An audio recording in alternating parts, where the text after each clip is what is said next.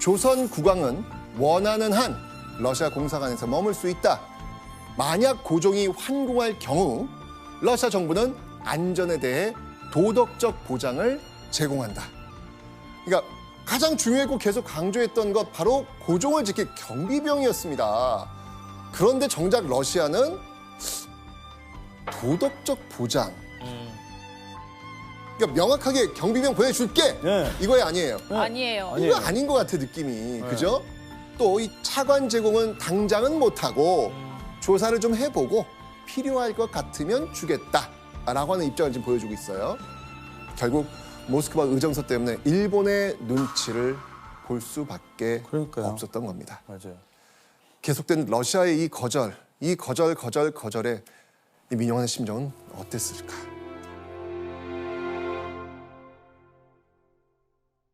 민영환은 매우 낙담해 아무 데도 가지 않고 아무것도 보려고 하지 않았다. 그는 집이 떠나가라고 한숨을 쉬었다.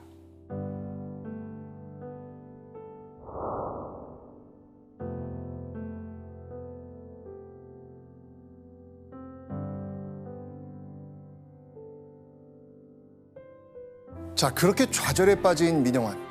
자, 그러나 이 답변서가 왔기 때문에 공식적으로 어떻게 된 거다? 종료가 된 거예요. 된 거죠. 이후 조선사절단은요, 돌아가는 노선을 상의하며 귀국을 준비했지만요, 민영환은 이대로 조선으로 돌아갈 수는 없다라고 생각하면서 귀국을 미룹니다.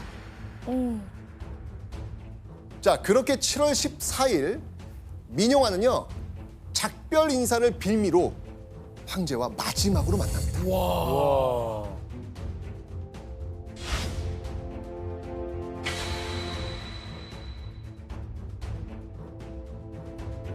어떻게든 조금이라도 러시아의 군사적 도움을 끌어내고 싶어서 황제의 끝까지 어필했던 겁니다. 진짜 절실했었던 것 같아요. 너무 절실하니까.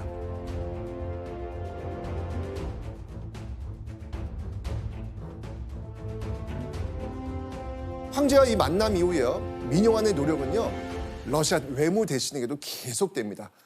이게 아마 이 외무 대신 아마 얘네들 왜 이러니? 진짜로. 진짜로. 얘네들 왜 이러니? 아마 이러지 않았을까?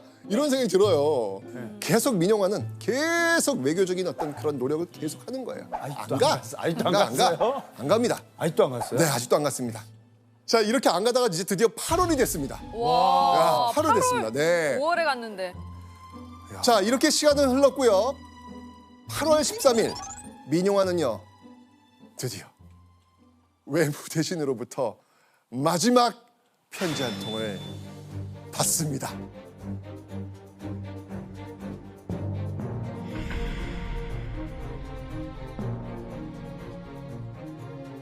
조선 정부에 어려움이 있거나 또는 다른 나라가 자주권을 침해하는 일이 있다면 러시아는 당연히 공평하게 처리하여 도울 것입니다.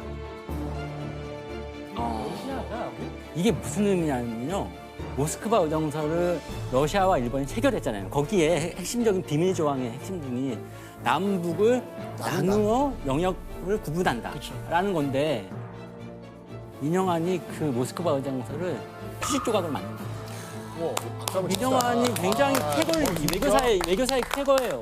근데 이게 중요한 게 뭐냐면 이거는 러시아 니콜라이 2세의 승인을 받은 러시아 외무 대신의 공식 문서입니다.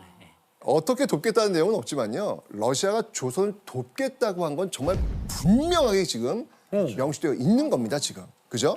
네. 일본의 조선 침략 방어를 위한 러시아의 도움까지 확인한 것으로 조선 사절단의 외교는 마침표를 드디어 찍은 겁니다.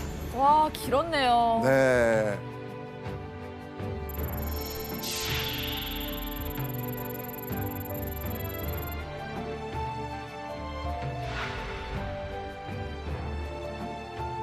치열하고 길었던 러시아와의 외교 협상.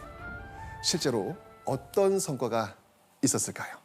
러시아는요, 최종적으로 대령인 러시아 군사교관 단장을 포함해서 장교와 하사 14명을 조선에 파견합니다. 14명. 고종은요, 이 군사교관단을 최대로 활용해서 조선의 군대를 키우고자 했습니다. 그래서 민용환을 국방부 장관격인 군부 대신으로 임명했고요. 러시아 교관을 이용해서 궁궐 호위병을 양성할 것을 명합니다. 그 결과 조선의 군대는요, 궁궐을 경비할 만큼의 능력을 갖추게 됩니다. 와. 그리고 이 군대는 나중에 독립운동의 선봉에 서기도 하죠. 와. 이 민용환이 훈련시킨 왕의 친위대가 이제 궁궐을 어느 정도 지킬 정도가 된 거예요. 네. 그죠? 1897년 2월 고종은요, 드디어 지금의 덕수궁인 경운궁으로 환궁을 합니다. 환궁 이후에 고종은요, 자조 독립국으로 나아가는 의지를 보이면서 10월 12일 대한제국을 선포하고 황제에 등극합니다.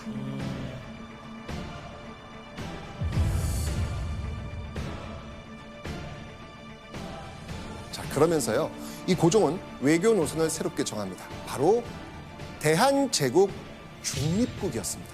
외국의 분쟁이나 전쟁에 관여 안 하고 중간 입장을 지키겠다라는 걸 선언한 거죠.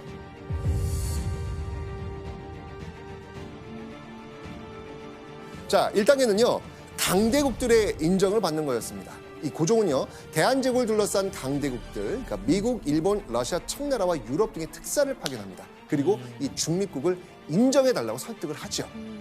하지만 일본이 대한제국의 중립국을 인정하지 않습니다. 우리의 파워보다 지금 누구의 파워가 더 큰 거예요? 일본의 파워가 크니까 이게 지금 쉽지가 않은 거예요. 이렇게 강대국들에게 중립국 인정을 받는 게 좌절되니까 고종은 대한제국 중립국 프로젝트 2단계를 발동합니다. 바로 국제조약에 가입함으로써 중립국으로 인정받는 거였죠. 그래서 고종은요, 적십자 회의 참여를 추진합니다. 여러분, 대한적십자사 들어보셨죠? 예. 네. 독립운동 시기부터 지금까지 다양한 구호, 인도주의 활동을 활발히 하고 있는 단체인데요. 지금도 있는 이 대한적십자가 처음 시작된 게 바로 이때, 와. 고종 때였습니다. 역사가 깊네. 네. 국제기구의 가입은 곧 독립국으로 인정을 받는다는 의미가 있었고, 혹시 전쟁이 날 경우 이 적십자의 의료 활동이 이루어지는 지역은 중립성을 인정하고 보호한다라는 내용이 있었기 때문이죠. 그러니까 보호를 받으려고 했던 겁니다. 그래서 1902년 고종은요, 적십자에 가입하겠다고 전했고요. 1년 후 제네바 협약, 일명 적십자 조약 가입에 성공합니다. 오. 그리고 민영찬을 특사로 파견해서 적십자 관련 국제회의에 참석하게 합니다. 하여튼 이런 방법을 써서라도 독립국이자 중립국을 실현하려고 했던 것입니다.